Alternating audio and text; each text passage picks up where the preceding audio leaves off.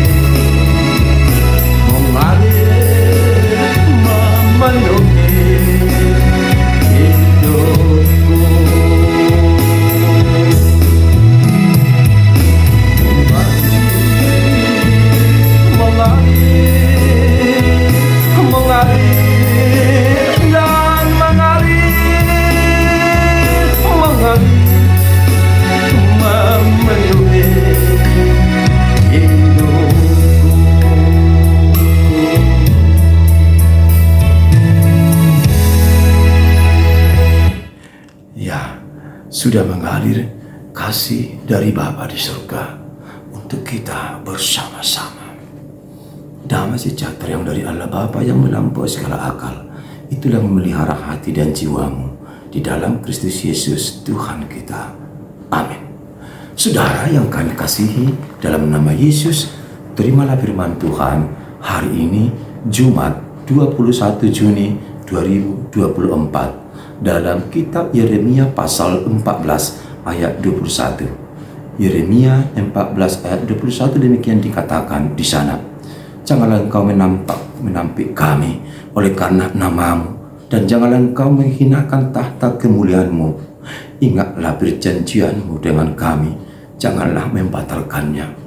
Unang tunga polokok kami ala nikuarmu, unang tu paurak habang sani hamuliamu, saya paingot-ingot unang tu ngubah badan nabi nahemmu Tuhami. Demikian firman Tuhan untuk kita renungkan bersama-sama. Salam sejahtera, semoga saudara sehat dan pastikan saudara selalu bersuka cita, berpengharapan kepada Tuhan.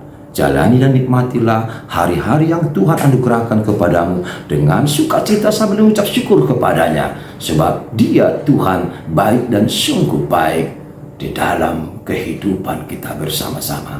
Kami ucapkan selamat ulang tahun bagi saudara yang merayakan ulang tahun hari ini. Happy birthday, panjang umur, Tuhan berkati, sehat, panjang selalu umur Bapak Ibu dimanapun berada.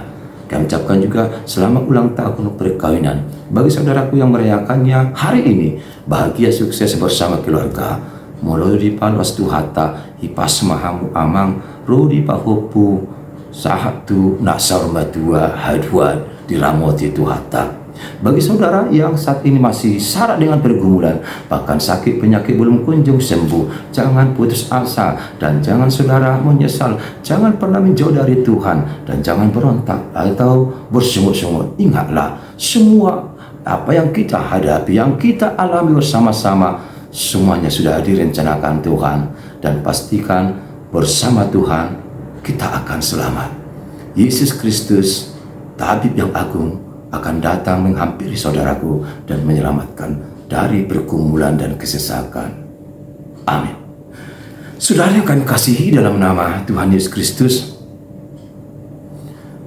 mengapa manusia sering berduka? Mengapa manusia sering meratapi? Mengapa manusia sering mengeluh? Mengapa manusia sering bersungut-sungut? Mengapa manusia acap kali tidak peduli dan tidak menerima keadaan dirinya ketika dia sedang terhimpit, ketika dia jatuh sakit, ketika dia jatuh miskin atau didera berbagai pergumulan? Seakan-akan manusia mengatakan Tuhan tidak adil, Tuhan membiarkan hidupku menderita, Yesus tidak pernah memperhatikanku, buktinya aku terus meratap. Tidak ada perubahan bagi diriku. Setiap hari hanyalah yang kurasakan sakitnya di dunia ini. Hanya air mata yang ada di pipiku. Mengapa engkau Tuhan membiarkan aku seperti ini? Saudara, jangan hanya mengeluh. Dalam kehidupan ini, memang kita harus diperhadapkan dengan tantangan, bahkan dengan pencobaan.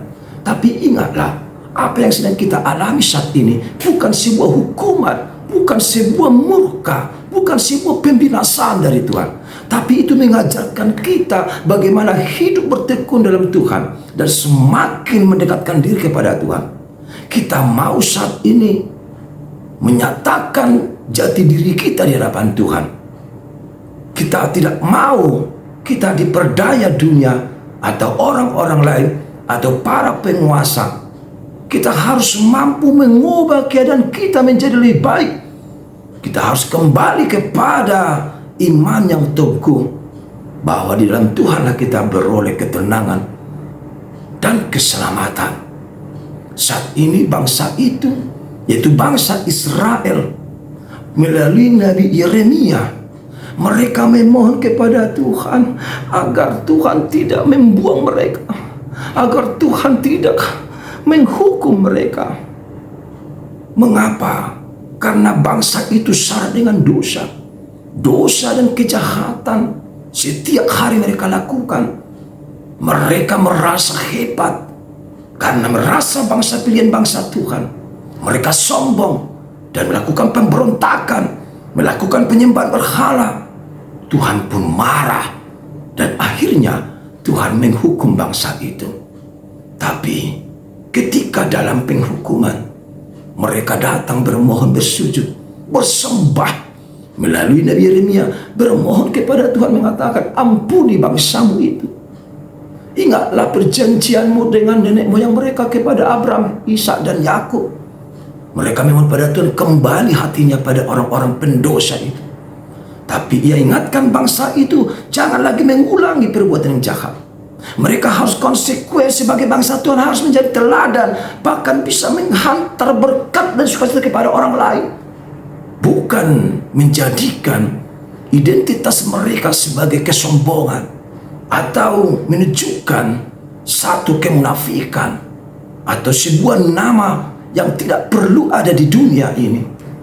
Bangsa itu harus sadar bahwa mereka telah dipilih Tuhan, dikasihi Tuhan, dibebaskan Tuhan, dan tidak boleh lagi melakukan yang tidak baik di mata Tuhan.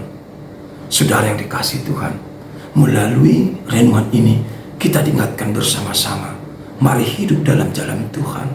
Beribadahlah, bersujud kepada Tuhan, lakukanlah segala sesuatu untuk kemuliaan Tuhan, dan jangan pernah bersandar pada pikiranmu sendiri. Jadikanlah dirimu berarti, bermakna, berharga di hadapan Tuhan. Percayalah, Tuhan baik dan sungguh baik. Ia memperhatikanmu, mengasihimu, memeliharamu tanpa kau sadari. Sekarang juga ia berada di sampingmu, di sisimu. Ia sangat mengasihi dan sangat cinta padamu. Oleh karena itu, terimalah firman-Nya, terimalah hidup kekal dari Tuhan yang setia mengasihi saudaraku. Amin. Terima kasih buat firman-Mu hari ini. Karena itu sungguh menguatkan kami bersama-sama. Semua yang kami lakukan untuk kemuliaan nama Tuhan. Amin. Bahagia selalu bersama Tuhan.